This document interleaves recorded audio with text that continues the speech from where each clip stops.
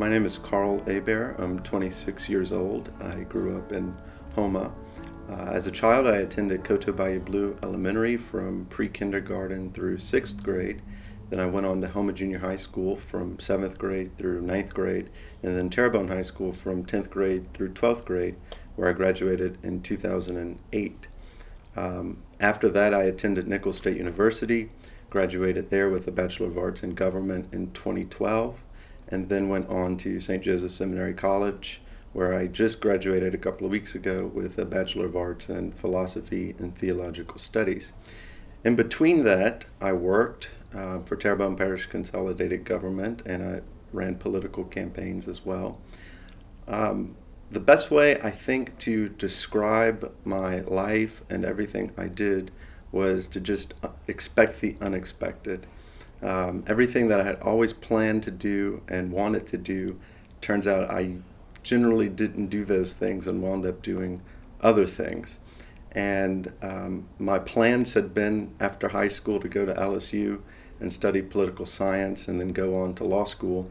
And of course, I did none of those things. And my journey took a different course, but all of those things happened for a reason, as I've found out and come to accept.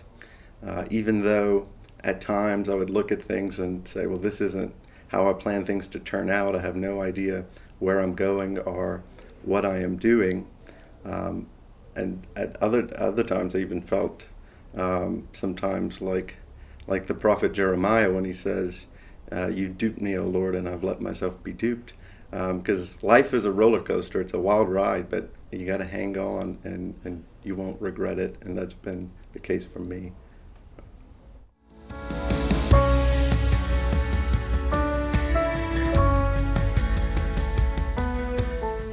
What I love about Houma-Thibodaux is the people, our culture. If I had to describe the people here in one word, I would say they are a resolved people. They persevere. It was Winston Churchill who said, if you're going through hell, keep going. And that's the story of the people of Houma-Thibodaux. Just recently, on March 10th, at St. Ben's, we experienced a flood where the Bogfalaya River flooded over. And I think that water and the river is a good image of life itself, but also for describing the people of the bayous. Like a river, life is sometimes calm and peaceful, and other times wild and raging. The Bogfalaya on any given day is a very peaceful river. You can go sit along its banks and just admire its beauty. But on that particular day, it rose and it flooded us. And so you think about that water, something so beautiful and necessary to life. We know that every civilization in the history of the world founded themselves along water. How could it be so destructive? And how does that pertain to life? Well, sometimes life is calm and peaceful, and other times it's not. The key is when the water rises, do you allow it to drown you, or do you rise with the tide? And the people of Houma-Thibodaux have always risen with the tide, quite literally. I mean, we've experienced these floods here ourselves, and if you go down the bayous, you'll notice that people didn't leave. They've elevated their houses and they've adjusted to the situation. I think it's really a place where hope hits the streets. People do not just go around talking about the hope that they have. They actually practice living in a very hopeful way, and they persevere regardless what circumstances are thrown their way. And I think for no other reason, it's that they have faith, and it's a great faith, and they know that things will be better. Things will not always be trying and difficult, but you have to persevere through the rough times, through the rising waters, and don't allow them to drown you. And so that's what I admire, that's what I love about the people of Houma-Thibodaux and about our culture here, and that's been the story of the Cajun people from the very beginning.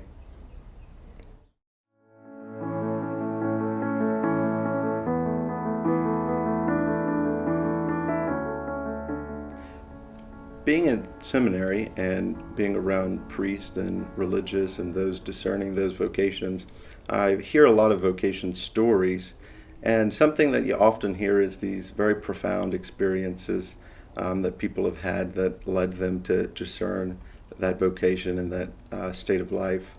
But for me, it was something not as dramatic and very, very natural, where this desire I had to the priesthood was something that was more of just an inner feeling or an idea that came and went throughout my life. Starting at some point in high school, I can remember thinking about, I could be a priest, I could do that, which is very interesting to think about because I was never an altar boy, I was never a member of the youth group. I would go to CCD classes, and I hated doing that. I hated going. I thought it was very boring and kind of a waste of my time. I'd go to Mass because I knew it was the right thing to do and it's what I should do. So it was very interesting that I would get this feeling or that desire. But it was around the time of my confirmation in high school that I really started to think about it very seriously. And I said, well, that's not what I want to do. That's not what I've planned to do. So I'm not going to do that. And then there was a time, I think around 2011, where I got very serious about it. This idea came back, and I was talking to my best friend one day, and I told him for the first time about this idea. And my hope and my plan was that he would downright reject it and tell me that was a crazy idea and I should never do that. And to the contrary, he thought it was a great idea, and he said, I think you'd be a great priest. And so that really struck me in a way, and it kind of stopped me in my tracks and said, maybe I should seriously discern this. And after joining some discernment groups with the diocese and more seriously discerning it, I started the application process to the seminary. But again, I decided, well, that's not what I want to do, and I ran away from it for a number of years. And I finished college, and I worked, and I had my own place, and kind of out of nowhere it came back very strong, and I said, okay, well, if this is going to keep happening, I should just try it, and I'll go to seminary. I'm not necessarily going to be a priest, but I'm going to go to seminary and check it out. And I did, and it's been a great experience so far. So I think that the voice of God speaks in many different ways. Sometimes it's very profound experiences, sometimes it's very quiet. And for me, it was just one of these quiet desires placed in my heart that wouldn't go away, or sometimes even though I would cover it up, it would still come through. And so that's why I decided to check it out. And I think that that it's through listening to the quietness that God spoke to me.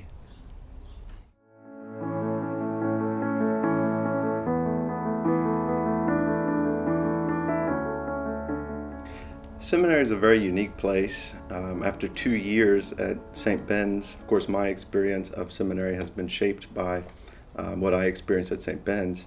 And I think that as a diocese, and we are very blessed to have St. Ben's as the place that we send our seminarians for college seminary. This is a very unique place in that it really focuses on being normal, on being human. It's very fitting that we just celebrated Trinity Sunday, which is one of my favorite mysteries, and the Church does say that it's the central mystery of faith. And unlike all the other mysteries which focus on things that God did, Trinity Sunday focuses on who God is. And I think that's what can describe seminary, and particularly St. Ben's. It focuses on who you are as a man and as a son of God, but also who God is. I think it is through discovering who you are that you really discover who God is. And one thing that the Trinity does reveal to us is that God is relational. And as people who are created in His image and likeness, we too are relational, not only with Him, but with one another. And seminary really focuses on those relationships. For me, I always find my greatest joy in relating with others and hearing the stories of others. You usually won't find me engaging in deep theological debates or academic discussions about the liturgy or things to that nature, because I prefer to have very normal, if you will, conversations with people, because that's where you see God, and that's where you can find God acting in other people's lives and your own as well. It is through those relations. So I think that St. Ben's, the emphasis that they place on relation is very, very wise, but also very beneficial. And for me, it has just been an extraordinary experience. I have built wonderful relationships with people from across the Gulf South that I would have never known, and they are in they're discerning the same vocation that I am. They have the same struggles and experiences that I do, and so it is very helpful to be able to go through it with these people. And on top of that, the faculty and the monks and priests of St. Joseph Abbey, being there all of the time was just an incredible experience, and I'm very grateful for that.